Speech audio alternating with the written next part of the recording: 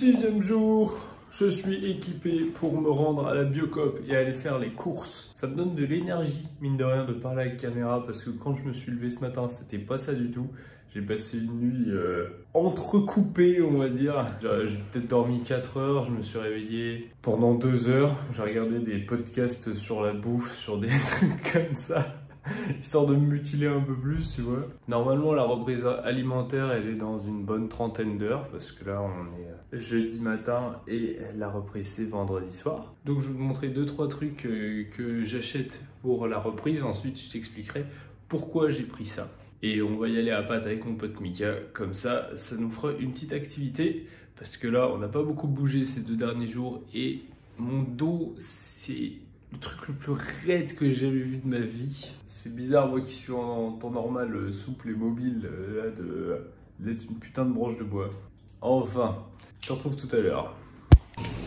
On a pris des bananes, une petite mangue, plein de raisins, avec du persil parce qu'il y a plein de putain de micronutriments dedans, vitamine C, fer, ça c'est banger. Et bien évidemment un chou chinois pour faire des salades. Je pense que je mettrai des graines avec. Quand même, la salade chou, pomme, raisin, c'est banger. Ok, je suis donc bien rentré des courses. J'ai acheté un max de fruits et de légumes crus. J'ai aussi pris quelques noix et des œufs. Donc je vais te raconter ma petite histoire sur la reprise alimentaire.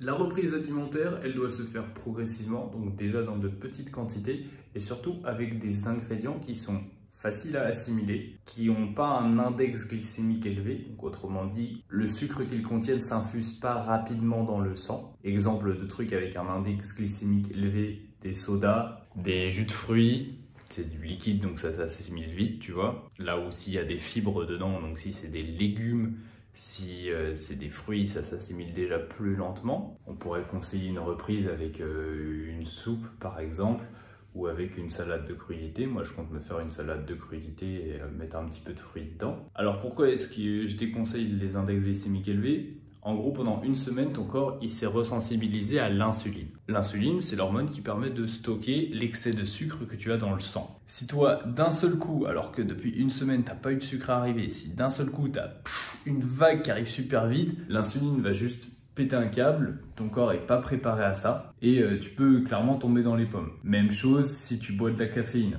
Dans les autres produits à éviter, caféine, parce que pareil, t'as pas bu de café depuis un bail, donc à éviter. Concernant la viande, le poisson, ce genre de trucs, ou les aliments transformés même, ça contient pas mal de toxines. Donc là, tu es en train de détoxifier ton corps. Si d'un seul coup, tu le blindes de produits alimentaires qui ont plein de toxines dedans, il va pas kiffer. C'est là où tu pourrais tomber malade, par exemple. Donc voilà, je pense que ça fait déjà une petite liste sympa.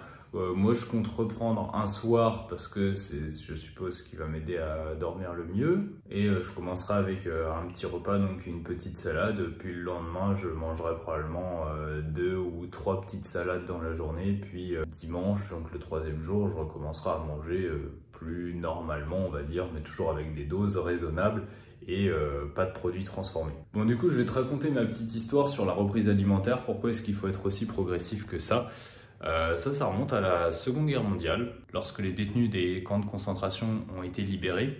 Ils ont été renourris aussi, donc les détenus n'ont pas mangé pendant je sais pas combien de jours, il y en a plein qui mouraient, tout ça. Bon, les quelques survivants avaient clairement la peau sur les os, et donc à la vue de nourriture, ils se sont jetés dessus et beaucoup se sont gavés. Beaucoup sont morts parce qu'ils se sont gavés. Les plus jeunes ont réussi à survivre parce qu'ils avaient un tube digestif en béton, un meilleur système immunitaire, etc. Mais il y en a beaucoup, et ça c'est quelque chose dont on parle peu, et qui sont morts parce qu'ils avaient trop mangé, et surtout mangé n'importe quoi. Sur la plupart du temps, truc facile à transporter, du pain, des féculents du genre. Donc ouais, féculents, c'est pas non plus idéal, tu vois. Ça contient beaucoup de glucides, surtout si c'est du pain blanc, index glycémique élevé, pas ouf. Donc voilà pourquoi il faut faire une reprise alimentaire progressive. Si jamais toi d'ailleurs tu as eu une expérience de jeûne, n'hésite pas à m'en faire part dans les commentaires. Tu peux aussi me dire si les courses c'était dur psychologiquement ou non.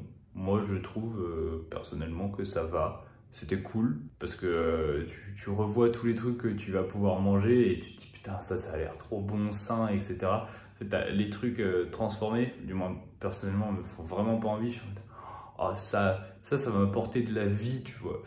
Tu vois des fruits et des légumes, la mangue purée, la mangue. Je vois ça, je pète un câble. Et surtout, le premier repas que tu remanges, du moins dans mes souvenirs, c'était le meilleur de toute ta vie. Mais tu savoures comme t'as jamais savouré, tu mets du temps, tu mâches bien. C'est vraiment quelque chose d'incroyable. Et j'ai déjà hâte d'être demain soir. Bon, et bien moi de mon côté, je vais passer mon premier appel de la journée parce que j'ai un coaching. J'en ai un deuxième cet après-midi. Et puis, pareil, ce sera activité calme pour aujourd'hui. Peut-être que je vais rédiger quelques mails pour la newsletter parce que j'ai recommencé la newsletter bien comme il faut. D'ailleurs, je te conseille d'aller t'y abonner. Tu apprendras pas mal de trucs sur le street et tu auras aussi des réductions sur mes différentes prestations, que ce soit du coaching ou des formations. En plus, Bible of Static version digitale est offert lorsque tu rejoins la newsletter. Alors, que demander de plus? Je te retrouve probablement ce soir ou tout à l'heure. Ciao, ciao. Mais t'as gagné ça à prendre, enfoiré!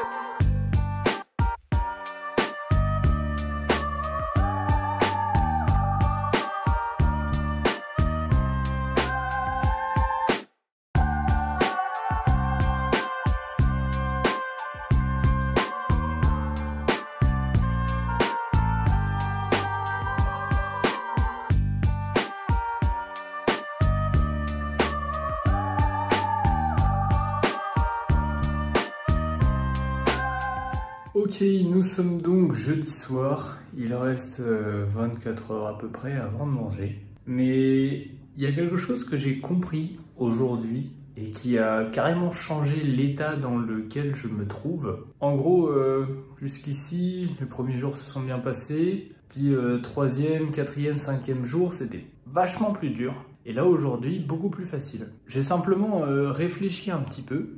Et comme quoi, tout ce qu'on apprend en sport ou dans les autres aspects de la vie se transpose dans chaque domaine, je me suis dit que le jeûne, il fallait pas que je le subisse. Parce que la première fois, j'ai quand même eu l'impression que le jeûne est passé vachement mieux que cette fois-ci. Dans mon ressenti personnel, hein, je subissais moins la première fois. Parce que j'avais toujours l'objectif en tête de je fais ça pour mon bien, je fais ça pour ma santé, etc. Là, comme je travaille pas mal en même temps, ou je m'occupe beaucoup, j'ai moins le temps de penser à ces choses-là. Et malgré tout, je suis content d'avoir cette pensée qui m'a traversé l'esprit du « si je veux que ce soit bénéfique, il faut que je parte du principe que c'est bénéfique ». De la même manière qu'à l'entraînement, si t'es pas convaincu à 100% que ton programme va te faire progresser, il te fera pas progresser. C'est vraiment une bonne leçon de vie parce qu'on se rend pas compte de l'impact de la confiance et du mental, surtout quand on est quelqu'un de très cartésien. C'est pas quelque chose qui peut réellement se mesurer ou qui est quantifiable comme tu mesures tes répétitions ou tes séries à l'entraînement. Cela dit, voilà, je trouvais ça important de le rappeler parce que l'effet placebo, l'effet nocebo, c'est des choses qui ont été étudiées plein de fois, qui ont déjà montré leurs preuves.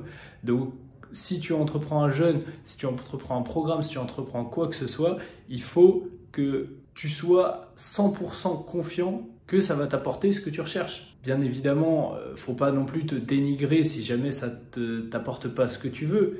Genre, si tu as prévu de savoir faire 3 minutes de full planche d'ici 1 an, bon, l'objectif est peut-être déraisonnable. Cela dit, on dit souvent qu'il faut viser les étoiles pour arriver dans la lune, mais pour le coup, j'ai entendu un autre proverbe qui disait que si on voulait quelque chose de tout notre être, il fallait pas s'impliquer à moitié dedans.